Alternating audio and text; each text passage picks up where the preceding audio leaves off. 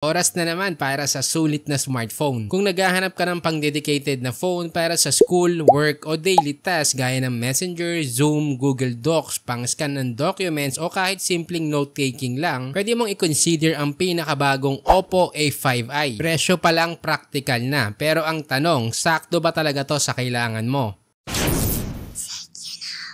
Sa display, merong 6.67-inch HD Plus IPS LCD, 90Hz refresh rate at 1000 nits. Malinaw naman to kahit outdoor. Pwede mong gamitin habang naglalakad sa init o habang nasa UV Express ka. Pagdating sa chipset, naka Snapdragon 6S Gen 1 on 2 to score na around 245K, 4GB RAM, 128GB storage. Expandable hanggang 1TB via microSD at naka Android 14. Okay, kaya ang multitasking sa light apps tulad ng Messenger, Shopee at GCash. Expandable din para sa mga hilig mag-download ng lecture o notes. Under 5K, ang kalaban nitong chipset ay yung Unisoc T7250. Sige, pagkumpara na natin yung dalawa na yan. Mas modern ang CPU cores ng Unisoc, kaya mas efficient at mas mabilis sa multitasking. Pero pagdating naman sa GPU, mas stable at consistent sa light games ang Adreno GPU, lalo na sa low settings. Pagdating naman sa performance benchmark, mas lamang ng 7% sa Antutu ang Unisoc. Pero pagdating sa connectivity, mas mabilis naman ang Snapdragon pagdating sa Wi-Fi at mobile data connection. Ngayon, anong chipset nga ba dito ang dapat mong piliin? Kung isa kang user na mahilig sa multitasking at performance-based tasks, mag-Unisoc T7250 ka. Ang Snapdragon 6S Gen 1 naman, ideal to para sa mga casual users na paminsan-minsan lang naglalaro ng light games gaya ng ML sa low settings. Maganda rin ang performance nito pagdating sa Wi-Fi at data speed, video calls at everyday apps tulad ng YouTube, Messenger o Google Docs. Dahil nga mas kilala ang Snapdragon sa stable at optimized na experience. Again, parehong hindi to sa hardcore gaming, pero kung gusto mo ng balance between stable connection at practical performance, pasok si Snapdragon. Pagdating sa camera, may 8MP